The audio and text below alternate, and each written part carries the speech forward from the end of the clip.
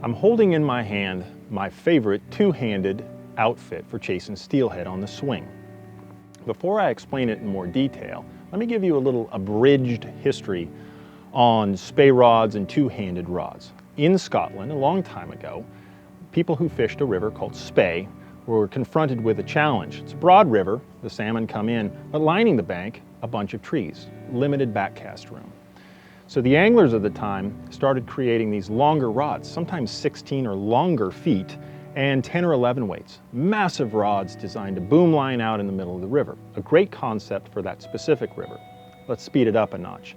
That concept came to the US in the late 80s and early 90s in the form of a two-handed fly rod, commonly referred to as a spey rod, although it's probably not traditionally a spey rod.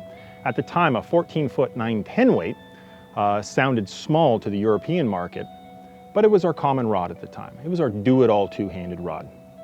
Let's fast forward again. Nowadays, due to increases or advances in material and manufacturing processes, our rods are a bit shorter and much lighter in rod rating. They're just as powerful though. Now, you probably think I'd start talking about the rod. That's all I've told you, but I'm actually going to start with the lines. The lines today can be confusing, but don't be overwhelmed. We've simplified the process for you. Really, when it comes to swing fishing, what's super important is covering the water column, top to bottom, and varying your size of fly and the pace of the fly when it swings.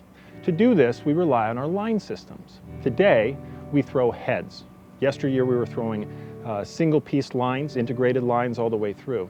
Now with heads, with one reel, one rod, and varying heads, we can fish high to low with one outfit. It's really important.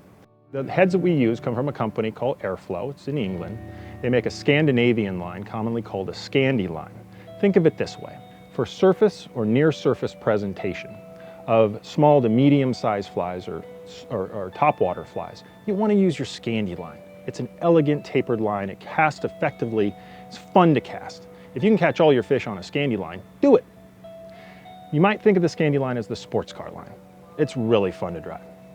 To complement that line and to allow you to fish deeper in the water column, there's a second head we use. It's a little bit thicker, a little bit heavier, and a little bit shorter in length. It's called a Skagit Head. And the Skagit Head, it would be the complement to the sports car Scandi line. We would call this the SUV line. And it has a bit more gunpowder to it. It can kick over high-speed sinking tips and heavily weighted flies. On the business end of this Skagit Head, what we commonly do is add a sink tip. And with the right wallet of different rate sink tips, you can interchange depending on the conditions you're fishing.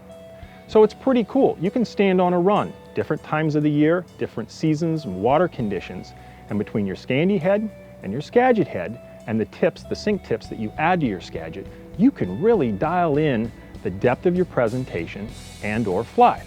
That way you catch a lot more fish. All right, so now that you understand the heads, what we have to have behind them is a line that allows you to cast well. That's called a shooting line, also called a running line. It's thinner gauge diameter, and it loops to the tail end of either of the heads. Once the head is up to speed, the thinner shooting or running line zips right through the guides, easy distance. It's that simple. So with that line system, now we can go fishing. But we need a rod that allows delivery of those heads. There's lots of rod designs out there under different brands and series. Most rods have to fall into either a Scandi head or a Skagit Head style action. We thought at Red Truck, hey, wouldn't it be cool if we could build a rod that casts both heads? Well, we did it. It's the Red Truck Diesel 7136. That stands for 13.5 foot 7 weight. It's the do-it-all rod. It casts equally well both the Scandi and Skagit Head. The fun part really begins with our uniquely shaped grip. It's fun, it feels comfortable in your hands. It's the perfect size for just about everybody. We had some fun with the right little add-ons, a classic looking reel seat, machined, anodized, all of that. The guide set's perfect, spot on. And we went with a neat finish to the rod. We call it snake belly. It's a raw finish, but it's a really classic looking rod. A lot of times when you're casting a two-handed rod, this is what I'm holding here, there's a lot of torque from side to side. And any type of painted male ferrule sometimes comes loose. With our ferrule, it grips really, really tight. You don't have to keep adjusting or refitting your ferrules. And really, you don't even have to tape it. Some people tape their ferrules to keep it all together. Bottom line is the rod can do it all. It's comfortable, it catches small fish, big fish, surface to dredging.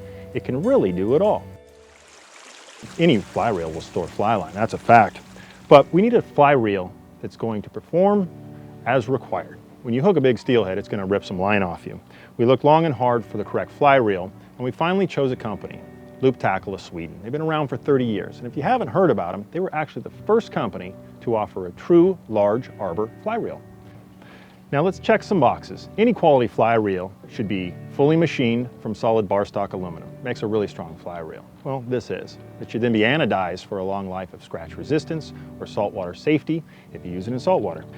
We talked about the fact that it's a large arbor. You can see that for yourself. There are some advantages when you use a large arbor fly reel. Well, of course, each crank of the reel brings the line back faster. That's great when a fish turns on you or you're just reeling in at the end of the day. That larger diameter when you store the line also keeps the fly line from coiling. It's called memory. And when you cast a level fly line, a straight fly line, it's much easier. But there's also a hidden benefit to a large arbor fly reel. The further the fish runs on a standard arbor fly reel, the drag increases. Kind of a weird physics thing, but a large arbor fly reel really reduces, if not removes, that issue. Speaking of drag, the drag is fully sealed, super high quality, and obviously adjustable. There's a knob on the back so you can add extra pressure if you want, or lighten the drag if you're fishing with lighter tippet. You bake that all together, and what I'm holding is the Loop Tackle. It's an EvoTech, that's the name of the series, and it's correctly sized. It's an 810. It's got plenty of capacity for backing, the running line, and either of the heads that you'll be using when you're fishing this outfit. Most importantly though, the weight. It balances out this 13.5-foot rod perfectly. Which really brings me to a point. If you've never cast a perfectly balanced outfit, rod, reel, line, working together, each product complementing the other, you're missing out on something. We've done all the work and all the research for you. It comes in one package. You don't have to worry about which rod and which reel and which line system is going to make it better for you. Push button green, go get it. It's right here. It's a Red Truck Diesel, 13.5-foot 7-weight balanced outfit. Thanks for watching and good luck on the water.